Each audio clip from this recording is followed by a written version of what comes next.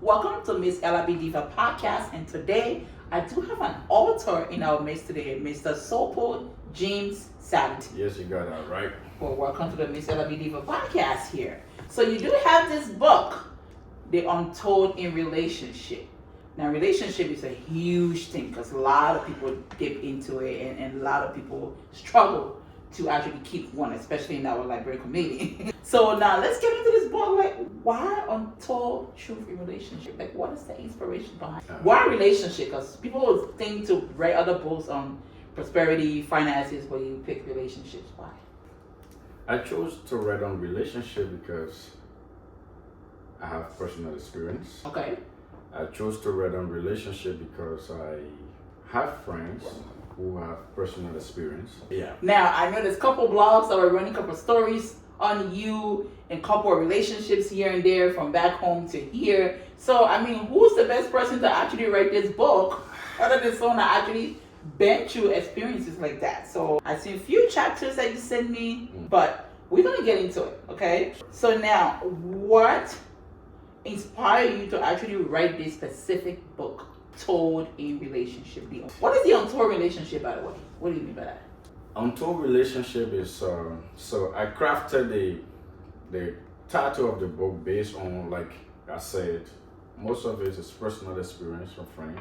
There are a lot of things that we think we know that we don't know, and as long as you don't know it, it's yet untold. Until you have been told, until you have dived into it, until you have understand the intricacies of what actually it is still untold.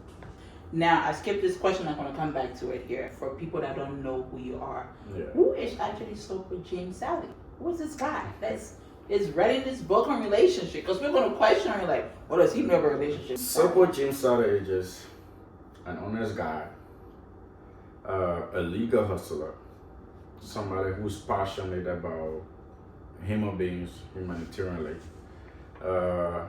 an ex-football player. That's a game I used to love. We call it soccer here. I'm also a writer, as you see now, an entrepreneur who have been around the world. I'm like 17, 18 countries in the world to different continents. So Sopo James Salad.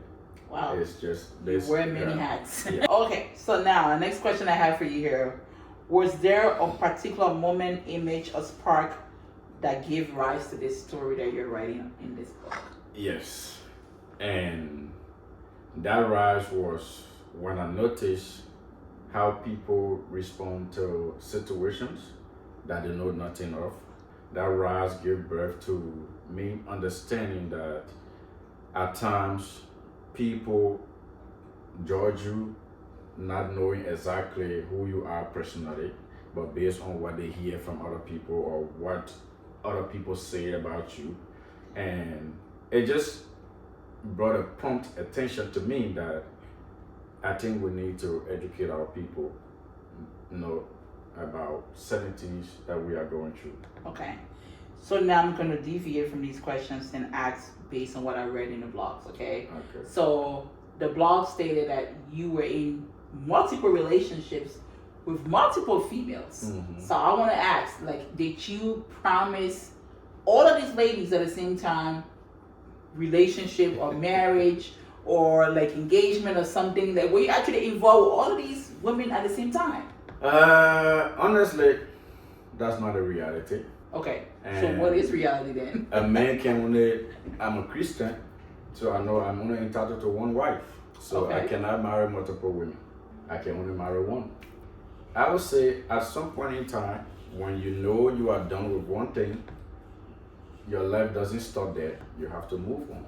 Okay. So if one door closes, you have to open another door. So what I'm trying to get at is, were you in relationship at the same time with all of these multiple women, or are you not saying possible. you That's why I left said when one door closes, another door opens. Okay, so you ended this chapter, move on to the next.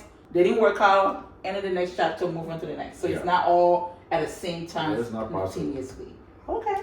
Because I mean, I'm just saying though, because I was like, really? Like all of these women at the same time? Like, am I missing something? Like, what is it going on? But again, I get it because our community, like when you start talking to someone, next thing you know, it's a title that they attach to you, and then even if it doesn't work for 2-3 months, now like, oh yeah, you're loving to this one, you're loving to this one. So people, especially our female, it's actually a misconception. yes, we quick to misinterpret what we got going on with someone into a serious relationship that we think will lead to marriage. And not every relationship leads to marriage. Some relationship it teaches you a lesson, and some takes you somewhere and some don't. So but in our community, we intend, especially us female, we intend to have someone get in a relationship with a guy.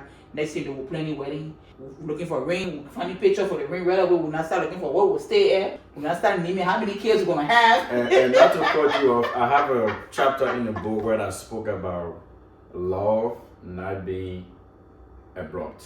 Love is something that takes time to grow. It takes patience. It takes attention. It's not something that you get in today and it just happens. It grows by time, effort, and a lot of qualities that I just assign to what we call love. But a lot of people don't know that. They just feel that seeing somebody today that look attractive to you, you're talking on the phone, that's love. That's not love. That's just attraction. So you actually I titled that one. I gave that one a subtitle: "Season of Attraction."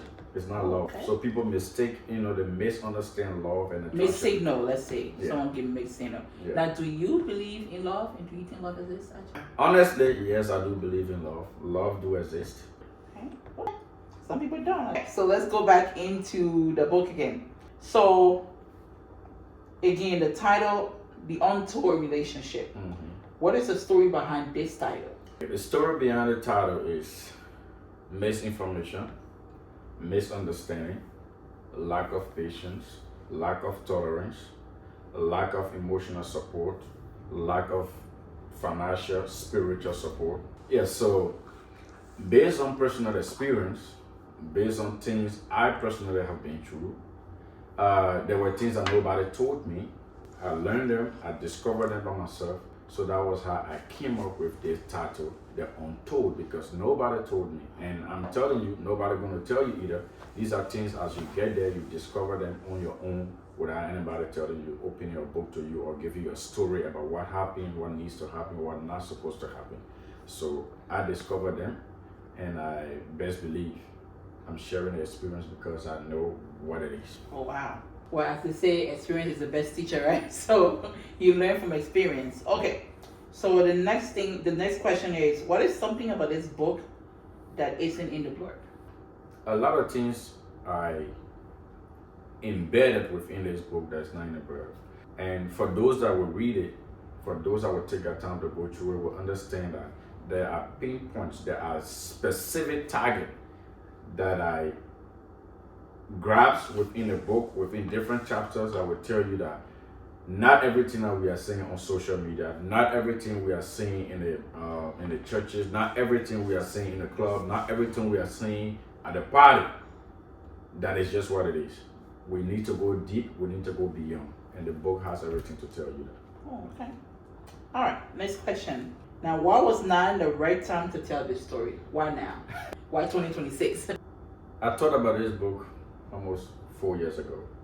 Okay. And I didn't want to push into it too fast because I wanted it to mature. I'm a man, I'm principle minded. I don't like to miss target. So I always make sure I strike when it's the right time to do so. I plan, I prepare, and I make sure when I strike, I strike.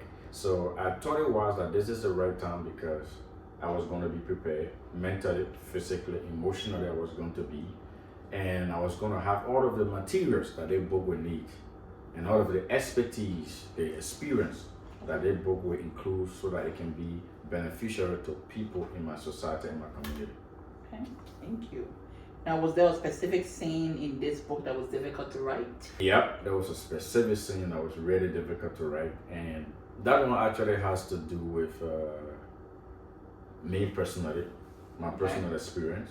It is difficult to include something personal about you in a book because you feel that you are giving a part of you to people. But sometimes to have people getting the best, if you have the heart of correcting people, giving people your experience so that they can use it as a tools And to not make mistakes that you made, or to not go places that you went wrong, that means you have a heart of a goal that you want to help other people.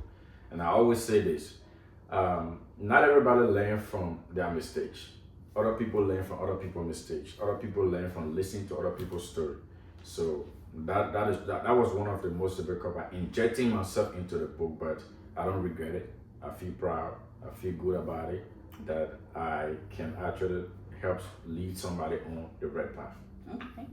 Now I'm going to deviate from this a little bit here, and then we're going to go back to social media, and I'm going to pick specific individuals that relationship has played for in the media online. Okay. Yeah. The rich man and CC Martin. Let's start with that. What do you think would have been done differently by both individuals that would have saved that marriage? Based on your own experience. Based on my own experience, I would say this. There are a lot of things that could have been avoided. One, the social media narrative. And I say this most time when I speak to people. Social media has positive and negative aspect of it. It has a good and bad side. And if you are not strong enough, if you are not mentally strong enough and prepared for social media, don't take your relationship to it. Keep it away. Make sure you both are mentally, physically strong, that you guys can stand in a wave of criticism, difficult situation, difficult time, then you can take it to social media. So social media has one of the most difficult attributes when it comes to relationship nowadays falling apart. So you think social media? Yes, social media they have an impact on it. What about Zoe and bringing her husband also too? What do you think would have been done differently in that? And the sad thing about it is that all those guys, they have friends. We are friends. But with Zoe's situation, like I say, I don't like to judge people just by hearing what I hear about them. I'm somebody who wants to get to know you for myself, who wants to look beyond what other people are looking at. So with Zoe in the situation, I can't really speak much on it, but I think they just didn't have one understanding. Okay. The understanding was not just there. And once that understanding is not there, it's easy for any situation or anybody to penetrate the system. Okay. So I would say like compatibility was not there with the both of them. Okay. All right. Let's go back to the question. Now I have to dive back and come back in again. Yeah, that's what but just to kind of learn, so other people that are watching can actually learn from that too. Okay. So let's see. What's the next question we have here? All right. How did you choose the names for your characters in the book? I chose the names of my characters based on personal communication with them. So real life people like are friends with you, are close to you, names? Oh yeah, no. Their names are not like physically mentioned, but things that they have experienced, it's all accumulative. We compile them and use it within a book. So it's like getting one idea from the next person, knowing that personal experience, what could have been done differently, what they did wrong. We compile everything and put it into the book. Oh, okay. So pretty much their story, but not their names. Yeah, different names sure. Along with that. Yeah. Okay. All right. So next question here. Let's see. The book again. Did you have to cut anything significant from the final version of the book? Like, really make it? I don't think I really took anything apart from it.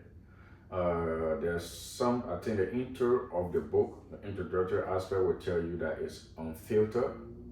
That means we came direct, we came straight. We give you what it is, how we saw it, that's how we give it to you. And we don't want to polish a lot of things to make it sound good when we know it's not good. So we give it to you as it is so that you can be the judge. Yeah. And now last question here. What do you think about Afro-American relationships? Or let's say, and there's a lot of this that happen. What do you think about Americans going back home, Africa, and getting relationships?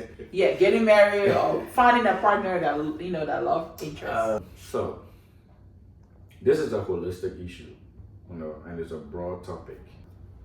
I am a product of long distance relationship, so I can't take that away from anybody. I was once in it. I experienced it. And I'm not going to tell anybody, don't go back home to get married. If you saw somebody that you are passionate about, that you feel attracted to, if you feel and believe within yourself that it can work, go ahead, take the risk, because life is all about risks. Take it, believe it in yourself that it's going to work out for you. There are a few things I have just observed, and they are all within the book. I urge my people, I urge followers, everybody, to get a copy of this book when it's out so you can read it for yourself. What I think about that on the negative aspect is that a lot of marriages and relationships that originate from Africa to the US to Australia to Canada, I'm just saying this, the ones that you see falling apart, right? I'm going to be honest. They fell apart even before that partner immigrated to the next country. It was just a take for that people play. Every relationship that I went to the next country that broke apart, that means that relationship was already temporary, trust-wise, emotional-wise. It was already temporary, even when our partner was still overseas to their home country. So it happened, but it did not display until probably the person got to maybe reunite with their partner, and then before we see the physical separation happening. But mentally, trust me, most of these people, they already been apart. Check out. Already check out. So, and then when the partner or whoever joins their, be a male or female, after they have joined, the mindset has already been detached, and then situations differently start to occur. It just make it much easier to let go of it because mentally you already check out. So in a nutshell, you would say like there were red flags. Yeah. That was already present. Alright. But then again, as people say, they won't come to America, they won't travel, and they want better opportunities. So they will play it off like everything is all good just to get here. Yeah, and sometimes some people take it for that. But I made a story the last time, and I said, don't die trying to prove a point to people. If you are in a relationship and it's not working, walk away. Your peace, your sanity is more important than proving a point to people. Because the same people you are trying to prove a point to today, by staying in a toxic, abusive relationship, somewhere you are not satisfied, somewhere you don't have peace, when you die today, those same people will be the ones saying the words about you. So your sanity, your peace is more important. If you can't walk out, you will still have the chance to love another person. But if you stay there and die and got sick with some pressure or something, trust me, you're not going to have somebody to love you easily when you are already deformed, or you have some medical issues, or you are probably dead. You know, it's easier said and done, because especially when it comes from females, I'm talking from the female side. When you get in a relationship, now it's almost like a competition. Now it's almost like it's a thing you have to be in a relationship to be considered a woman, to be considered important in our society. Oh, you're not in a relationship, then something's wrong. Oh my God, what's wrong with her? Like I'm in my 40s and people still judge me. Like, oh my God, no relationship, no marriage, no kids. What's going on? So is that pressure? I'm speaking for women, that most women go through, that they stay in those relationships, even though they know it's not going to work out, it's not going anywhere, but they will stay for years and years and years, and all those red flags and everything, they have to endure all of that because they have to keep a straight face to their friends out there, to their family out there, that everything is okay, but deep down they know it's not. And then our people have this notion where when the thing don't work 2-3 months and you say I'm out, then all of a sudden all of a sudden you can sleep. Well, it didn't work for me. You know, I decided to get out and try something different, and I tried out something different. It still didn't work for me. Maybe I might have to go through 4-5 men before I found my Mr. Right, if that's even exists. But I might have to go through that. But the pressure is so much on females that they can't just walk away. All right, I have a question for you. Trying to prove a point to maintain a relationship, and getting sick, die in the process, right? And walking away from 2-3 relationship to safeguard your peace, your sanity, and to give yourself the opportunity to be loved by the right person at the right time. Which one will you choose? I would choose the one to get out. But like I said, it's easily said and done. It takes time. Reason why I'm saying it, because I was once upon a time in a relationship like that, where it took almost half of my youth years to being there, and I kept holding on and thinking that it's gonna get better. It's gonna get better, but it kept getting worse and worse and worse. And I just one day woke up and said, "This is not for me. I have to be." And trust me, I would say it's not for me. Now I go back, and I'll say it's not for me. And then one time I was like, you know what? I'm done. Finally, this is it. But I'm telling you that it's not even the pressure from your peers, but it's sometimes it's like you stay so long with this individual, and you like, I gotta start over. I gotta go find somebody else again. I gotta learn that person. And like you just like, you know what? The same way they say it's better to be the devil, than to be the angel. I'm just gonna be just here, and we just gonna work this out. So it's easy for you guys to say that way. For guys, it's easy for you guys to just move on. They can call you whatever names, but women, it's a stigma. Oh, she had dated John, she had dated Peter, she had dated Mary.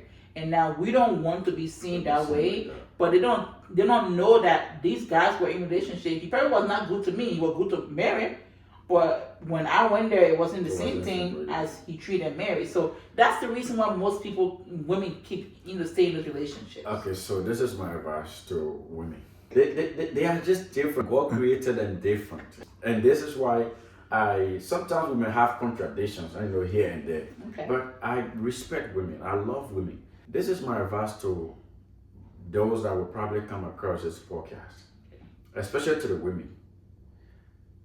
We need to unlock that mentality, that mindset that you have to endure a particular relationship, be it toxic or not toxic, because you want to be seen as the most faithful or the most organized woman out there.